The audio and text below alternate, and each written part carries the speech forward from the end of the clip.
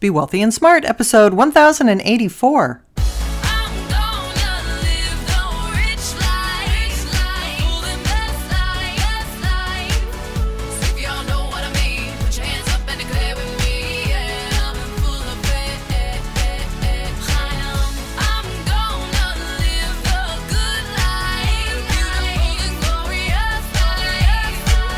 Step into a world of wealth and financial freedom without budgets, boredom, or bosses on Be Wealthy and Smart.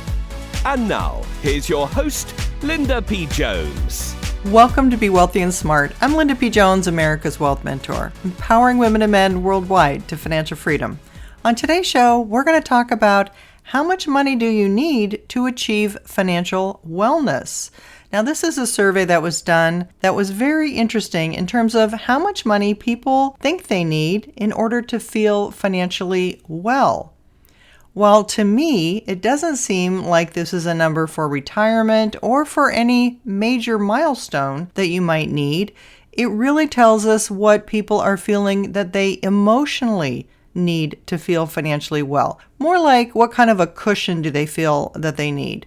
So while this isn't anything that is going to be a definitive number for retirement or a definitive number for anything specific, I do think it's important to understand what people are feeling about money and why they're feeling that way. And we're going to get some insight to that. This was written by Patrick Villanova, and it was a recent Empower Retirement and Personal Capital survey that was conducted by the Harris Poll, which interviewed 2,005 people across different age groups, racial and ethnic backgrounds, life stages, and employment sectors to get their views on financial wellness. The poll found that Americans' views on financial wellness evolve as they progress through different phases of life or experience significant perspective-changing events. However, Americans feel the average amount of money it takes to achieve financial well-being is $516,433, according to the survey. The survey also found that Americans don't feel financially healthy themselves until age 47. And they said age 49 is when they think other people feel financially healthy.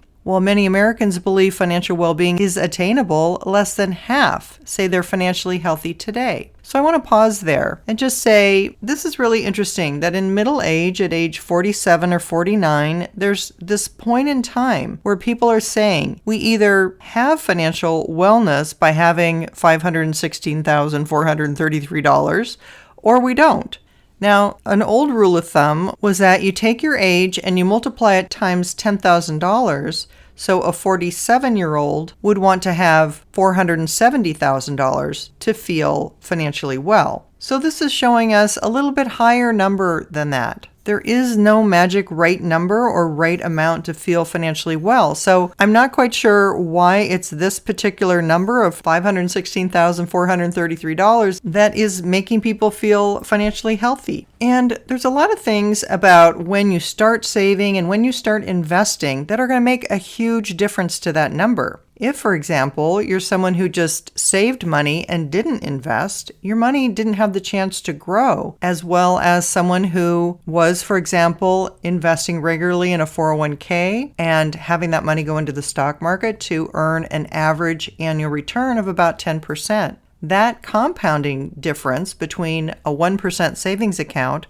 or 10% in the stock market makes an enormous difference to how much money you're going to have in the future and whether you're going to be able to achieve that $500,000 mark in middle age. And also, some people choose to go to college, some people don't. Those who choose to go to college may also be saddled with large student debt, and that may be difficult to have to pay off before you can really start saving. When we talk about roadblocks, the article has some information about that too. It said the survey found nearly 7 in 10 Americans face at least one roadblock in their financial lives, while the average person faces at least 2. 27% said not getting paid enough is the primary obstacle they face, while another 23% said having too many expenses is the main roadblock they face. And 19% of people said they are not in a place where I can save. So let's pause there and talk about expenses, because that's not surprising with rents being so high and rising under this more recent inflation we've been experiencing. And then with interest rates rising, mortgage payments going up. Then there's the purchase of a car and possibly having a car payment. And once you have your rent or mortgage payment plus your car payment, well, that's giving you limited funds left over to just live on. And where does the savings come from? And that's why a lot of times the pay yourself first method is a good one to do. If you can set up automated savings where you can pay yourself first and then live off the rest, that's a great thing. But again, not everybody is getting enough income to be able to do that. The article goes on to say nearly 80% of respondents said they need assistance optimizing their financial well-being, and 32% said they could use help paying off debt, while 30% said they want help building an emergency fund, and 28% said they need help with their investment strategy. Now, all of that information is available on my podcasts.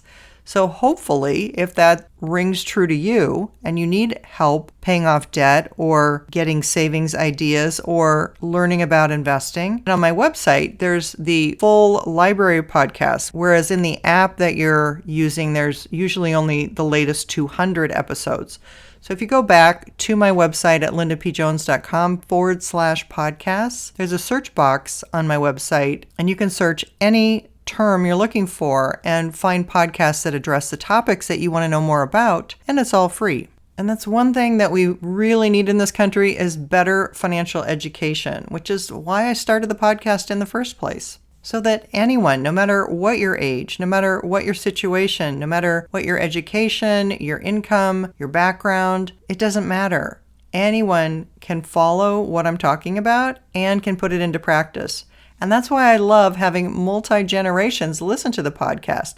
People tell me the grandparents, parents, and children all listen to the podcast and are getting a solid foundation on how to save, how to pay off debt, and how to invest. Ultimately, investing is going to be the most important thing financially for you to learn about. Because if you can't get money into investments, it's typically not going to be possible to really change your financial circumstances. As I've explained before, money, compounding, and time are the three components of the wealth building formula. Most people are limited in the amount of money, the M part of the formula, that they have to invest. And they're limited in time because our lifespan is only so long. So the C of the McT formula, money, compounding, and time, the compounding part is the most important part of the formula. Because if you can make some good investments, it can compound at a high rate and completely change your life. And that's what millennials are finding by investing in cryptocurrencies. That's what baby boomers have found by investing in technology stocks. Many different generations have invested in different things. Of course, across the generations, many have invested in real estate. So making those kinds of investments are what's going to change your life and change your financial well-being number. But getting financially well without investing is going to be really difficult.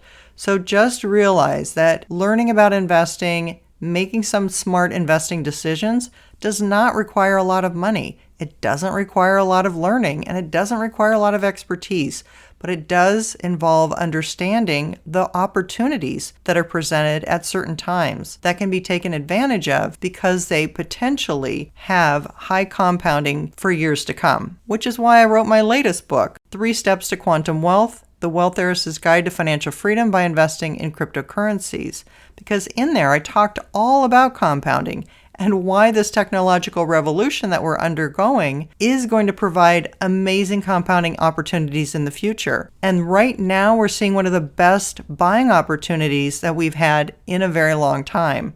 And it's crazy to me that for a few cents in some of these cryptocurrencies, 33 cents, 59 cents, 25 cents, even below a penny for each cryptocurrency, provides growth opportunities and compounding opportunities that are some of the highest that we've ever seen in history. And that's what people just don't understand because there's so much negativity around Bitcoin and around other cryptocurrencies. It's not about that.